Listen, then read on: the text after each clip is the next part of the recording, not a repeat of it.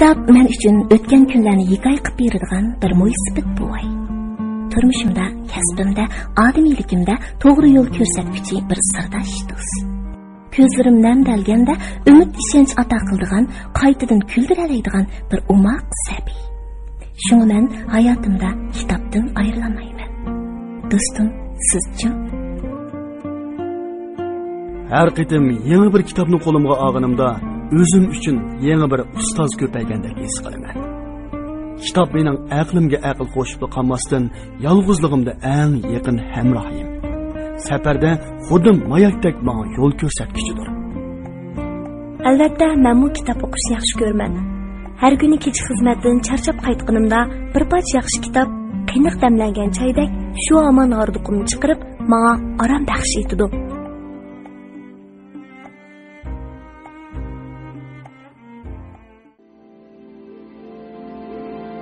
Anlayotganlar Merkezi Halk Radyo Stansiyasining Beijingdan berayotgan programmasi. Assalomu alaykum hurmatli radio anglag'uvchilar. Adabiy anglatish programmamizni anglashinglarni qarshi olamiz. Bugungi programmamizda yozuvchi Xolida Isroilning Qumluqning tushi nomli asarlar to'plamining davomini anglatamiz. Oy qanda qilay, mening qizlarim naladi. Kimlarning qo'lida xo'rinib yurdi qandu. Nima kunlarni ko'ryapti qandu. Men har qaysini takobdan bilaman. Chechani parqirtib tarashib olganing bilan insof yo'q senlarda. Onam meni, dadam meni. Nemishqa arzulabdiki. Mening bunda bo'larimni nemishqa o'ylamoqdiki.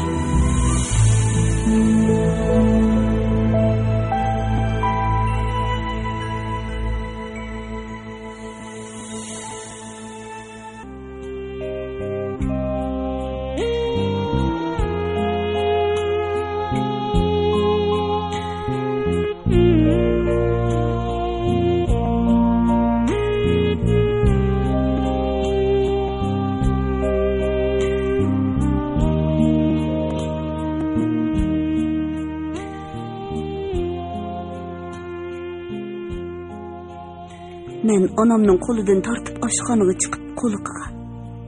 Ana, men cho'ng maktablarda o'qib, cho'ng yerlarda ishlayman. Shu chaqda seni yonimga akitaman. Shunda qilsam seni dadammi, mo'mammi bo'zaq qila olmaydi, deydi. Onam bu gaplarimga yig'lab turib kuladi. Xudoyim nasib qilsin, shu kunlarga yetkazsin deb peshonamdan so'yatdi. Talay yillar o'tib ketdi. Oliy maktabni o'qidim. Cho'ng shaharlarda ishladim. Biroq taqdirim onamninkidan ko'p farqlanib ketmadi. Men o'zimni o'ngshab, holim qandoq ona deb bo'lguncha, onam bu dunyoning hamma azob oqibatlarini tashlab ketib qoldi. Onam uchun, o'zim uchun, ko'pikka aylangan orzularim uchun, armonlarim uchun zar yig'ladim. Biroq yana bir o'ylasam, onamning mendan xotirjam bo'lib, tabassum ichida ketgini hammadan cho'ng tasalli ekan. Yomg'ir to'xtamay yig'iyotdi. Goh ishtik, goh asta. Yo'g'on suzuk tomchilar chiroq yo'riqida parqirab turgan simon yo'lga o'qdek etilib tushishi bilanla sanoqsiz ushshaq parchalarga bo'linib yo'q bo'lib ketdi. Nadidir yig'ilib kichik yaqin bo'lib zerkarlik shirildab, yer osti suv yo'llariga qo'yildi. Televizor tugigili navaq. Ustunki qavatdagi mehmonlarmu birdamlik tariq-turuq takallub so'zlardan keyin uzab ketishdi. Men chiroqlarni o'chirib o'rnimga kelib yetib, ko'zlarim bilan Mohinurni izlashga boshladim. Men oblikimni saqlab o'ltirgan uzun kechalarda Mohinur bilan mungdishiman. Dard alamlarimni uningga to'kaman. Bugun men uning bo'lingda turganligini ko'rdim. Uning qorong'ulik cho'kkan ko'zlarida har qachonqidek alam emas, muloyimlik, iltijo yilinjaydi. Men uningga qarab kulimsiradim. Sen bir ahmaq Mohinur, menmi shu? Üstülimde 2 parça bağak durdu. Biri qizil, biri oq. Parizani ko'mib qo'ydik. Dal shu kuni bo'lim boshlig'imizning qizining to'yi edi. Bir tarafda yig'izir, bir tarafda nag'ma navo. Bir ayol xuddilik, onalik majburiyatidan xalos bo'lib, azobli hayot musofasini oxirlashtirdi. Yana bir qiz qizg'in orzu umidlar bilan bu musofiga qadam qo'ydi. Bu yo'lda uni nimalar kutib turadi ekan? Parizaning o'limi uning o'g'illariga ancha ta'sir qilgandek ko'rinmaydi. Uning eri chiroyini qilcha o'zgartmay, odatdagidek salom bilan oldirab yurdi. Erlar tuproq beshiga chiqib ketganda, bir necha ayol bir yerga yig'ilib elib, chandurmay yurgani bilan xushliqdan qin-qiniga sig'may qolgandi. Rahmatlikni qo'yimi qaqshatgan edi. Uni vaqtsiz o'ltirgani shu rahimsiz eri. Qarab turinglar. 40 to'shmay uyga xotindan birini akirib oldi. Deb g'ayrat qilishdi. Odam g'alati narsa. Hammamizning o'zimizga yetib oshqudek baxtsizligimiz turxliq boshqalarni kechirolmaymiz. Boshqalarning dardiga yetmaymiz. Nima degili bo'ladi? Parizaning o'limi azoblangan, bo'riqtirma bo'lgan ishqi ruh uchun eng yaxshi qutulish yo'lidir balkim. Xeyli kunlar bo'ldi. Mahinur faqatli ko'rinmas bo'ldi. Qalbimga sig'maydigan hissiyotlarim, xiyollarimmi shular bilan birga saqlanib qolgan oz to'li kulkammi yo'qolishga boshladi. U xuddi muhabbatmi, nafratmi, shodlikmi, qayg'umi yo'q, go'rdek timtos qorong'i uyga o'xshab qoldi. Bu balkim qiyirib ketayotganligimning alomatimikin? Kun bo'yi mashina odamdek ishlayman. Ishdan tushibli tomoq yeyman, uy tozalayman. Ko'ktatchi, yayimkashlardan har bir mo'channing ustida tik turib, narsa kerak setib olaman. Chiroyim sovuq, jonsiz, murdining chiroyiga o'xshaydi. Go'yo bir mo'jiza yuz bergandek, oblikim ko'z oldimda o'zgardi. Menmu, bolalarmu uningki o'zgarishlarning tagiga yetolmay hayron qoldik. Uning kiyinishi, qadam elishi, chochlarini tarashi, qisqasi, hammali tarbi ilgirkiga o'xshashmaydi. Hammadan muhimi, u birdilla muloyimlashib, xushxo'ylashib qoldi. Chiroyida chin ko'nglidan urg'an kulki parlab turdi. Hammamiz uchun hayot ilgirkidan ko'p yengillashdi. U men bilan yolg'iz qilishdan amal bar o'zini qochirdi. Ikkimiz yolg'iz qolgan chaqlarimizda ko'zimga tik qarashga petin olmaydi. Men uylarni besiq turib, hujraga kirib bo'lg'icha uxlagan bo'lib, tom tarafga qarab yetib oldi. Ammo men uning turib xo'rsinib qo'yishlaridan uning menga ich og'ritayotganligini, o'z baxtidan xijil bo'layotganligi va vijdon azobi tortayotganligini bilaman. Biroq men uni ayblay olmayman. Muhabbat inson uchun havodek zarur narsa. Dunyoda eski odam bo'lmaydi. Har qanday odam, mayli u qabihlikda har qancha ufchiga chiqqan odam bo'lsin, yurak torini titratgudek haqiqiy muhabbatdan bahramon bo'lganida dunyoga qaytadan ko'z ochadi. Uning qalbida eng go'zal, eng nozik his-tuyg'ular uyg'onadi. U butun dunyoga muhabbatlik nazar tashlaydi. Uning qalbi his-toshliq, tushunish va kuyimchanlik bilan to'lib toshadi. Dunyo muhabbat bilan nurga to'ladi. Qalbi muhabbatga to'lgan kishini qandoqmi aybligili bo'lsin? Kuz oylari kirganda og'rib qoldim. Har yili mush faslda og'rib qolaman. Kuz manzarasi, to'kilayotgan yo'pirmoqlar menga qiyirliqni, judolikni, Beethovenning o'lim nomli simfoniyasini eslatdi. Bir necha kundan beri to'xtamay qizib karavotdan tushalmagan edim. Bugun o'zimni xeyli yengil sezdim. Balkonga, talatuzga chiqqim keldi. Biroq tex chiqolmayman.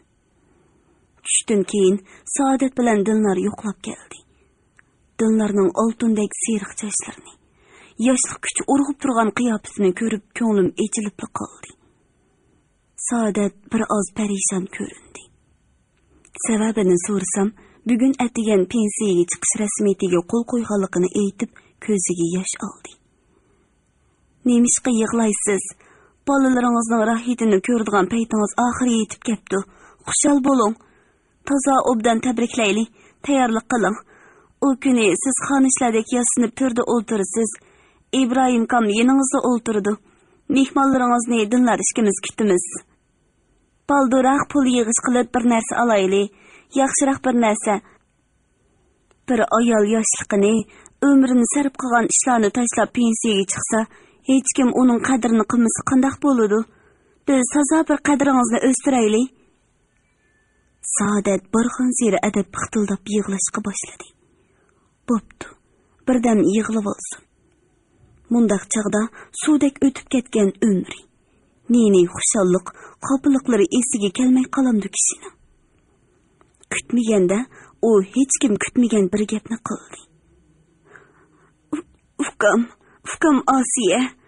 Men aqlsiz hadingizni kechirasizmi? Ashu otkirtkilarni men sizga yurtqizayotgan edim. Amaliyotda men dadingizni tushunaman. Oblikim talada ko'ngil ochidi. Bularni o'ylasam, nimalar deydigansiz Saodat ada. Ularni men o'zim yirtgan, siz bilmaysiz. Bu ishda sizning hech qachon savalligingiz yo'q. Faqat taqdir shundaq. Yolg'iz qolgan chig'imda o'zimni birdan yig'lab oldim. Oblikimning sirti ko'ngil ochadiganligi menga oydin ish bo'lsa-mu, boshqalarning og'zidan anglash eg'ir keldi. Bir turib Saodatning soddiligiga kulsam, bir turib uning tasavvurimdagidek tosh yurak, hissiyatsiz ayol emasligidan suyundim. Bularning hammasi yurak yaramni echib, unutilgan, yurakning qiytig'i cho'nqur ko'milgan hissiyatlarni yana uyg'otdi. Men g'ayriblik bosgan korvetimdagi yo'g'on yostiqlarga cho'kib yetib, Iskandarni esladim. U shu topda nalarda nima ishlarni qilib yurdikin? Tova. Bir shaharda turib ko'rishmaymiz, izlashmaymiz. Bir chaqlarda uni ko'chalarda, avtobusda g'ilpal ko'rib qolatdim. Keyin faqatla uchratmas bo'ldim. Agar o'lib qolsam, u xabarsiz qoladi. U biror ishga yo'liqsa, men xabarsiz qolaman. Nemishqa bundaq bo'ladi? Acaba buning hammasiga men ayblikmi? Men Iskandarga ham o'zimga haddidan ortiq rahimsizlik qilgandimanmi? Yoki bu taqdirning ishimi? Üzülmez xiyallarga to'lgan oshu jimjit qish kechisini men kirpik qoqmay o'tkazgan edim. Tong saharda o'rnimdan turib talog'iga qarasam, Iskandarmo derizamning orqasidagi yo'lda menib yuribdi. Usti beshini qoplagan qor uni qor bo'yiga o'xshatib qo'yibdi. U ketib berib, derizamning oldiga kelganda qadamini ostilatdi. Umid bilan beshini ko'tarib qaraydi va deli-g'ulliq ichida yurib ketadi. Yana keladi. Men uning sovuq tekizib elib og'rib kelishidan ansiraydim. U ushtum tutqat'i niyatga kelgandek beshini ko'tardi. Ishtik menib binoning oldi tarafiga qarab ketdi. Yuragim qattiq so'qishga boshladi. Uning ovozi yer yuzidagi hamma sadoni besib ketgandek bilindi. Shunga eshik chekilgan dastlabki minutlarda men uning yuragimning so'qishi yoki boshqa sado ishkanligini farq etolmadim. Eshik kayni-kaynidan chekildi. Xeylidan keyin birining yiroqlab ketayotgan oyoq tevishi anglandi. Orqadan go'rdak jimjitlik asliga keldi. Ko'z yoshlarim mag'zimni bo'ylab taramlab eqishga boshladi. Tuzliq ko'z yoshlarimni yutib, uzoqcha haykalda qaytib turdim. Quyosh chiqdi. Quyosh nuri kesal chiroylarga o'xshash tatrang'u, hasratli kulkiga o'xshash jonsiz, haroratsiz edi. Derizamning yenidan qora rangli pikap o'tib ketdi. Onundan Yevropalik oqso'nglik ayollarga o'xshab ketadigan heliqa ayol tushdi. Men yalang'och daraxt shoxlari orasidan uduldagi bino oldiga to'plashgan kasallar, doktor, sestralarni ko'rdim. Ko'p o'tmay pikap ko'z oldimdan g'uyuldab o'tib, darvoza tarafga qayrildi va o'sha yerda g'oyib bo'ldi. Dastlabki yoz oylarida ikkimiz o'sha yerda uchrashgan. U qizilgul purqi ichida yiroqlab ketgan. Menmu qabristonlikdagi cheg'ir yo'ldek jimjit manzilimga yurib ketgan edim. Hamma bir pastili o'tmishga aylandi. Uningda ko'ngildagi aslamalardan boshqa narsa qolmadi. Muhabbat guli intayin nozik. U faqat yurakdagi so'lmay saqlanib qolalaydi. Ammo reallikdagi bo'ron mo'ldirga, paskin sularga bardoshlik berilmaydi. Men pushaymon qilmayman. Mening ko'nglim tinchsizlikdan, vijdon azobidan xoli. Bari faqat ko'ni kasaldek pat-pat qo'zg'ilib turadigan hijron azobi.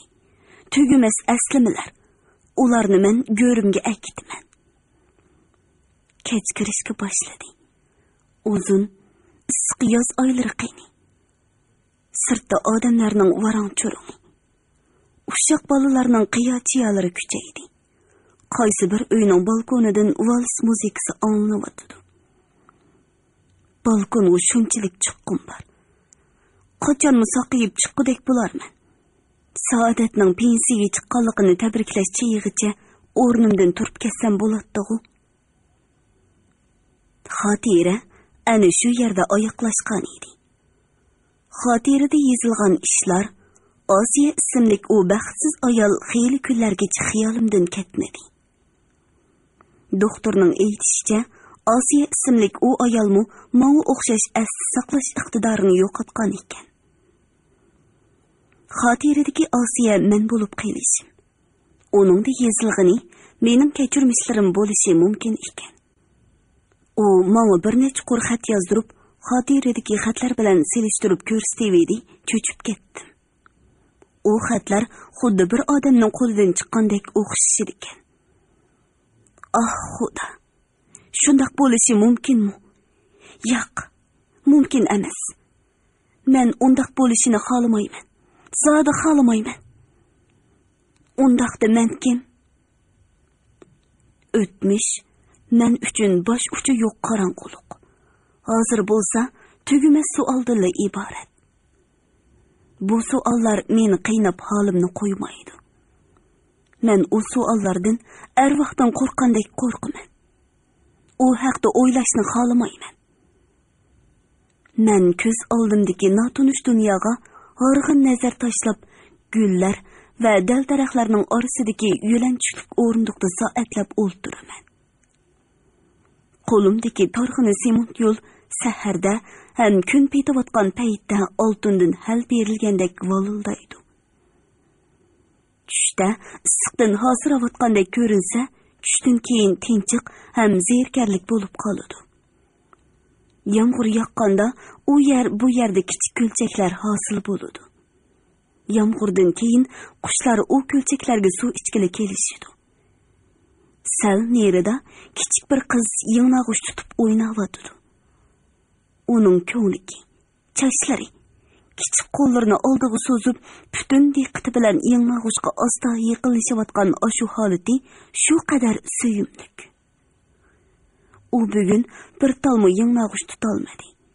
Har qitim yong'og'ichlar uning barmoqlari orasidan uchib ketganda, mening kallamdagi yong'og'ichga o'xshaydigan savol belgilari g'oyib bo'ldi. Yong'og'ich aynakdek suzuk qanotlarini dirildatib uchib ketmoqchi bo'ldi-yu, yana to'xtab qoldi. Qizning budruq barmoqlari yong'og'ichga texmi yaqinlashdi. Qanotlariga tegay deb qoldi. Ah! Uning oshu chiroyli yong'og'ichni tutib olishini naqadar orzu qilatdim ha. Men ko'zlarimni yumib oldim. Arman. Ishq kelib o'ltirishimga asar tizimlaydigan Alfira ismli seriq cho'kan sirliq kulimsirab oldimga keldi. Subat, mana bu sizga. Tünögün kelgan, tizimlab bo'p hech kimga bermay ep qo'ydim. Sizni bir xush qilib etay deb. O sal engishib, ko'zimga ma'nilik tikildi. Asarni olg'ucha qo'llarim titrab ketdi. Ayolga minnatdorlik bilan qarab qo'yib, tunish qo'lyozmaga aldirash ko'z yugurtdim-da, asarni tartmaga silib Tartmamning qo'libini etib bo'lg'ucha bo'g'izimda bir narsa turib qolgandek hasirab, tarlab ketdim. Qiziq ish. Har doim mushundaq ahvol yuz berdi. 20-30 varaq so'z holrang original qog'ozi nimishqidir meni sarosimaga silib qo'ydi. Men yipakdek siliq ham nepiz varaqlarning marjondek chiroyli xatlarning orasidan tikilib turgan yoshli ko'zlarni ko'rgandek, tugumas sirliq pichirlash va o'ksishlarni anglagandek bo'laman. Qurlarning ichiga cho'nqurlab kirib ketganimda bo'lsa, butun dunyoni unutmayman. Bahor fasli, shirin tush, go'zal tasavvur va xom xiyollar bilan to'lgan yoshlik, rahimsiz reallik, shirin tushlarning barbod bo'lishi, kasallik va o'lim vahimasi, yakki yigada qojirgan ruhning qop-qorong'u dalada hayot mamotlik o'ttirsida tirkishishi, ming bir jabr jafolarni chekib mehribonlik, pok sevgi, baxt izdishi, reallik bilan afsona, tasavvur bilan tush giralashtirilib cho'chak shaklda yozilgan bu qisqa hikoyalar bir-biriga ulinib, ajoyib go'zal ham ta'sirli bir dunyoni yaratgan edi. Tunji hikoyani qo'limga olgandan tortib, uningdagi dunyo mening dunyoyimga, uningdagi qog'jirgan ruh mening ruhimga aylanib ketgan edi. Men tahrirlash davomida uni tadqiq qilib boratdim. Go'yo u mening kelgusim haqidagi bishoratdek, mening hayot yo'limni belgilaydigandek, uning oxirining xayrlik bo'lib chiqishini tilaydim. Mana, uning hammani belgilaydigan oxirgi qismi tortmamda yotadi. Men uni kashda ishxonda odam qolmaganda o'qiyman. Bo'lmasa, men hayajonlanib, varqirab ketishim, o'z-o'zimga so'zlab ketishim mumkin. Bu ilgari ko'rilgan ahvol. Men xizmatdoshlarimning meni nervisida chatoq bo'lgan deb qilishini xohlamayman. Biroq buning uchun butun bir kun taqat qilishim kerak. Butun bir kun. Bu bir kunni qandoq o'tkazsam bo'ladi ekan? Men bir dasta originalni oldimga qo'yib, peshonamni olqalarim bilan to'sidim. Jaynigimni ustalga tirab, toza boshqa turib asar ko'rayotgandek holatni shakllantirdim-da, ko'zimni yumdim. Men bir paslik tinchlikqa, ichimdan qaynab turgan ta'sirotlarni ratlab pastga tushirishga, sovuqqon, vazmin holatimni asliga keltirishga muhtoj edim. Biroq ishxonamizdagi eng hurmatga sazovor xonim eg'iz echib qoldi. Voy, akavur yigit, yaqindan bu yan ajab sir bermas bo'lib ketdingiz-a? Hili qishlar qandoq bo'lib ketdi zodi? Shu hamon olti jup ko'z menga qiziqish bilan tikildi. Turlik eg'izlar, ayollarning anglik surib olgan o'ymoqdek eg'izlari bilan erlarning soqol burq bosgan qilin kalpuklik eg'izlari har xil shaklda kalchishdi. Men o'zimga samimiy ham astoydil tus berishga tirishib, ovozimni bo'g'iq ham ta'sirli chiqarib, muramni ko'tarib qo'ydim. Xahmini yaratmagan tursa, amal qancha? Uyey, ustaliqini.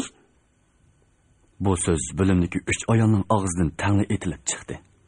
Men degan sizga undaq-mundaq yana tunishtirmayman-jumu. Ularning oilasida huquq desa huquq, pul desa pul, obro'y desa obro'y ba. Qizimu, ko'rdingizmi, tirnoqda to'qtiqdek qizlardan. Uning ustiga dadisining qo'lida huquq bo'g'ash, shaharning obdan yerdan yer elib, noyati katta uylarni soldirib ekan. U uy nomda boshqalarning bo'g'ini bilan amaliyotda osh qizga atalganmish. Gapimni uqatamsiz. Bu degan uy ilishqimidan qutulasiz degan gap. Xonimning ko'nglini og'irtmay, o'z ko'nglimni izhor qila oladigan muvofiq so'z ustida o'yinib o'tatdim. O'tmishni aslashga amroq bortkam gap boshlab meni tanglikdan qutuldirdi. Bugungi yoshlar talaylikchimi? Men oshu ko'sayda xotinimni olganda uyga bir quruq ko'pi bilan o'zini ep kirgan.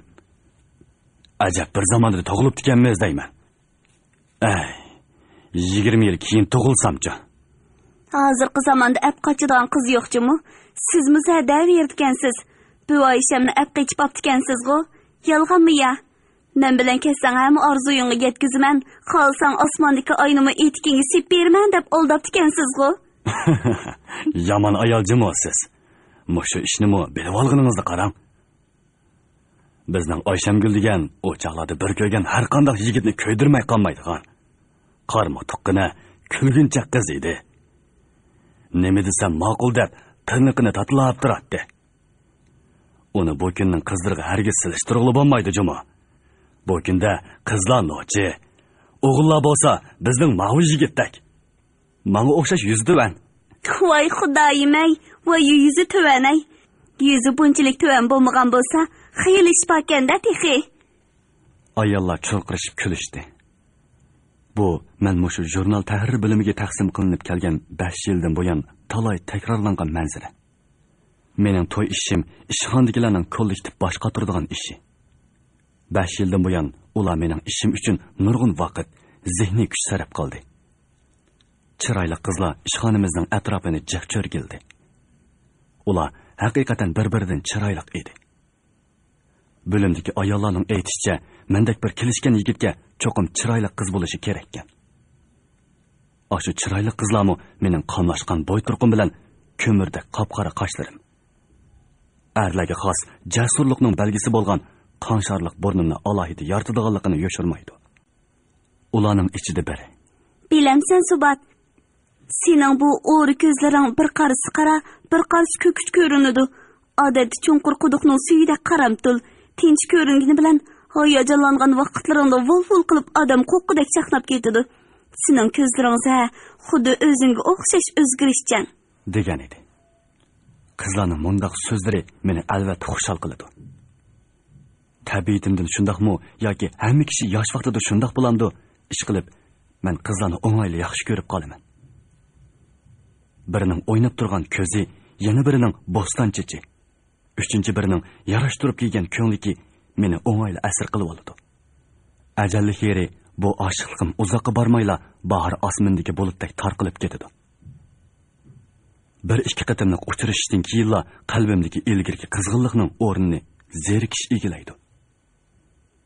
Men har xil amallar bilan ulardan qutulishga tirishiman. Qutulib bo'lgandan keyin birdilla yengillab rohatlanib qolaman. Yillarning o'tishi bilan to'la takrorlangan. Oyog'i chiqmas mundaq o'yinlar oqibat meni zeriktirdi. Ota-onasining martabasi, pul sababidan ustunlik tuyg'usiga odatlangan qizlar chiroyini odam qo'qqidek bo'yab oladigan. Ammo gap so'zlaridan gudaklik chiqib turadigan qizlar meni endi qiziqtira olmas bo'lib qoldi. Shunda qilib, men xilil besiqib izimga tushib qoldim. Ota-onam endi odam bo'lishga boshladi deb xushal bo'lishib, meni tezroq o'ylashning ko'yiga tushdi. Tunish bilishlarimmi? Subat endi o'yindigan bo'ldi deyishdi. Go'yo dunyoda mening to'y ishimdan muhim ish yo'qdek. Kimni uchrasam to'y qachon deb so'rashgan. Balkim rostl to'y qilishim kerakdi. To'y qilgandan keyingi mas'uliyat tuyg'usi ro'yi dunyoyimdagi ma'nisizlikni, zerikishni yo'qota. Gohida o'zimni shunda xiyolga kelib qolaman. Lekin tushunmagan bir qizga o'z taqdirimni aldirab bog'lab qo'yishdan qo'rqaman. Men o'z ruhi bilan ruhimda aks sada qo'zg'ay oladigan, qalb torimni o'z qalbi bilan chekalaydigan qizga muhtoj. Unda qiz nada? Balkim mening xiyolimda mavjuddi. Bunda xiyolga kelib qilishim kitobni bak ko'p o'qib o'tganligimning, boshqalarga haddidan ziyodi yuqori talab qo'yganligimning oqibatidir. Qandaqli bo'lishdan qat'iy nazar, men bu bo'ruq turmalikdan, ma'nisizlikdan bezor. Men kimnidir, nimanidir kutaman. Go'yo tinchiq osmonda tuyuqsiz havo guldirlab, chaqmoqlar chiqilib, sharqirab yomg'ir quyilgandek. Tasodifiy bir o'zgarish, bir mo'jiza yuz berib, zerikishlik turmushimni o'zgartishni, qog'jirgan dilimning sagib orom tepishini orzu qilaman. Eliqi sirliq avtorni izlab topdingizmi zodi? Siz muza, ilgari tam qo'shni o'ltirgan bir og'aynam bo'ladigan. Bechora Pasha ishonning bir naqshisiga nemitdi hiliqi. Seginib keldim naqshisiga oshiq bo'lib qopti ekan. Atidan kashkicha radioning tuvidan qopmaydi. Bo'libmi, mast bo'lib qolgan chaqlarida egiz past tovlab, g'ijildab chiqadigan koni radioning ichiga kirib ketgudek bo'lib ketadi. Anglasam, uning ashu oshiqligi hozirmi yo'qolmabdimish. Un olg'idan ashu naqshini 10 qitimlab, 20 qitimlab anglab o'ltiramish. Shuningga o'xshash, sizmi birarning asriga oshiq bo'lib qoldingizmi ya? Ha? Tamakini uzmay chekadigan bartikam so'zlab etib xirqirab yo'tilib ketdi. Tanlab tazg'a ushurmisizlar mayli to'g'ri? Deb g'odirdi ayollardan biri. Men kulib qo'yib tamakidan birini tutashtirdim. Go'yo ko'z oldimda laylab yurgan quyuq tamaki islardek. 2 yildan buyon ajoyib ro'y kechirmishlarim. İztirab, gangirash va parishonliklar xiyolimga yopirilib keldi. Buningdan 2 yil ilgirgi bahor kunlarining birida Alfira yengili kelgan bir hikoyani oldimga tashlab qo'yib chiqib ketdi. So'z holrang original qog'oziga sig'dab yozilgan marjandek ushshaq xatlar. Qog'ozdan chiqib turgan so'zqini xushpuroqdan men uning ma'lum bir ayol avtorining asri ekanligini jazmlashtirdim. Ammo hikoyaning oxirida Arman degan taxallusdan boshqa bir rasmiy ism yoki adres yo'q edi. Men hikoyani erinchaklik bilan o'qishga boshladim. Marjandek ushshaq xatlar allaqanday sehri qudrati bilan meni birdilla o'ziga qartib oldi. Cho'chaklardagidek go'zal xiyoliy manzara, quyuq she'riy hissiyot va go'zal she'riy til ko'z oldimda hech qachon o'ylab yetmagan ham tasavvurmi qilmagan ajoyib bir dunyoni suratlab bermoqda edi. Yuraklarim do'pildigan holda varaqlarni bir-birlab o'raytdim. Pok va sabiy, qalbi shirin orzularga to'lgan bosh qahramon bilan billa tog' daryolarni, qumliqlarni kezib qalbimdagi ajoyib dunyoni izlaydim. Shafaq va tong shamili har kuni menga oq yo'l tilab qolatdi. Momiq bulutlar, uchar qushlar va hayvonlar menga hamroh edi. Zerikkan, charchagan damlarimda daldaraq, o't cho'p, qurt qo'ng'izlarning sehrli pichirlashlarini anglaydim.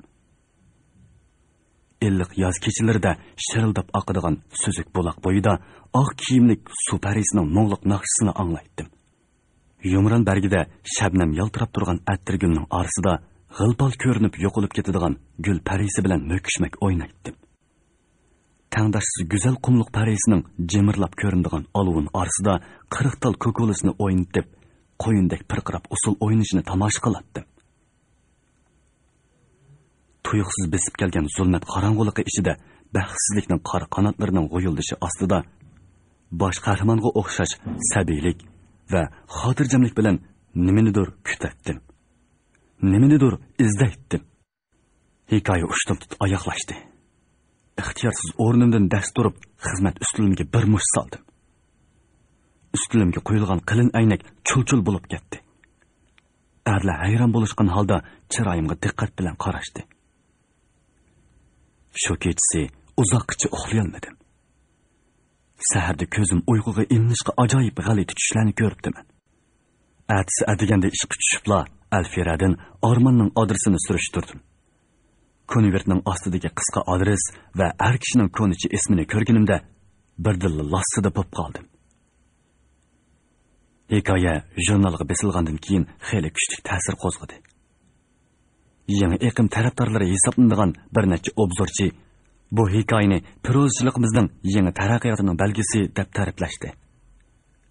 Biroq avtor suvga tushgan tashdek izdiraksiz edi.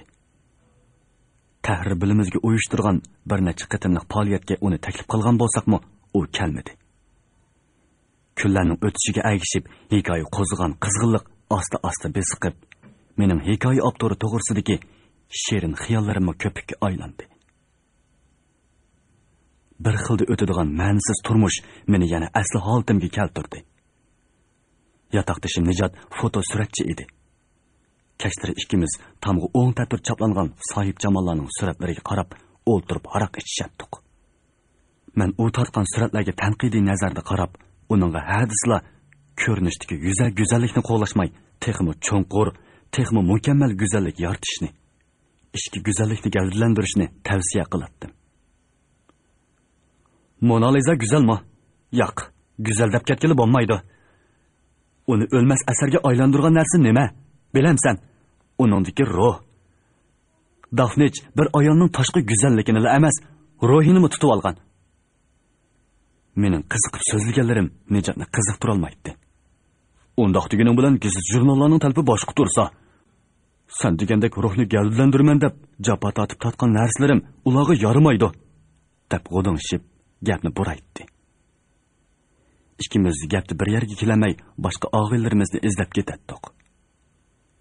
Birarining yatiqida bulon pushqoqdagi oshpuzullarda, oy beshi bo'lib qolsa, restoranlarda og'illar bilan ancha-muncha ichishatdik. Aramizda asli bir narsani yezib tonilib, non otiqidan mas bo'lib yurganlarmi? Texi havas kursida tantirab yurganlarmi? Va shoir, yozuvchi haq bilan og'ini bo'lishga amroq quloq mullarimi bor edi.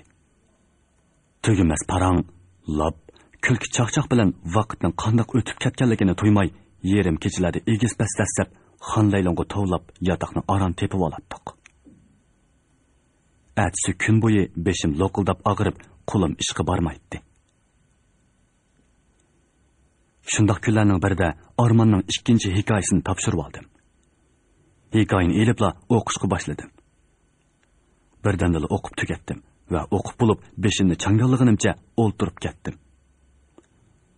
Ayol xizmatdoshlarining biri oldimga kelib engishib qarab, "Voy, nim bo'ldingiz? Chiroyingiz sarg'ayib ketibdi. Yig'labsizmi nima?" degan cheg'dila holiram original qog'ozi ustidagi yosh izini ko'rib xijil bo'lib ketdim va beshim og'riyotganligini bahona qilib yotqimga chiqib ketdim. Bu hikoyani o'tganki hikoyaning oxiri degilimi, ayrim hikoya degilimi bo'ladi. Cho'chaklardagidek go'zal, xiyoliy manzara asta-asta surlik, vahimalik tus elishga boshladi. Pok va sabiy, qalbi shirin xiyollar bilan to'lgan bosh qahramon osmonni qoplagan qora bulutni, o'lim, kasallik, baxtsizlikning simvoli bo'lgan qora qushning beshi ustiga yiqilib kelayotganligini ko'rdi. Jahonni zilzilaga salg'udek guldirmama sadosi, Xudoning qahrdek volildab yongan chaqmoq, sharqirab quyilayotgan yomg'irda titrayotgan zaif vujud. U ko'ki yuzlanib oshu pok vujud bilan qorong'u zulmatni, guldirmama va chaqmoqni, o'lim, kasallik va baxtsizlikni quchoqladi. Qorong'u zulmat, guldirmama, o'lim, kasallik va baxtsizlik uni hech narsa qila olmadi. Chunki uning qalbi shirin orzu umidlar, xom xiyollar bilan to'lgan edi. Faqat chaqmoqlar uning tinini yondirib, granni toshga aylantira oldi. Ammo uning yuragi o'z petichi qoldi. Uningdan shirin orzu umidlar, xom xiyollar o'z petichi qoldi. Hikoya ana shundoq oyoqlashdi. Noma'lum avtor bu hikoyasi bilan tinch ruhiy dunyoyimda yana bir qatim davolg'ish paydo qildi. Hurmatli radio anglag'uvchilar, yozuvchi Xolida Isroilning Qumliqning tushi nomli asarlar to'plamini bugun mush yergacha anglatdik. Davomini ertadagi programmamizda anglag'aysizlar.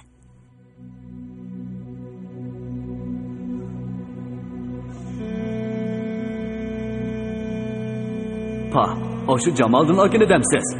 Bu buvayning mundaq karomati borligini ajab anglamabdi ekanmiz. Faqat da anglamabdi ekanmiz. Siz nima qilayotganligingizni bilamsiz. Bir avtorni o'zi erishishga tegishli nurg'un narsadan mahrum qilyapsiz. Siz shuni bilamsiz. Nurg'un kishi uning bilan tanishishni, so'zlashni orzu qiladi. Bu oson gapmi? Men nima bo'ldim? Elishib qoldimmi nima? Mening farazlarim o'rinliqmi? Mening ko'zimga ko'ringani xiyoliy tuyg'umi yoki qusuqlashga arziydigan cho'ng ishkan? Bilgan bo'lsam, quruq qo'l kelmaskanman. Shundaqdimi muborak bo'lsin.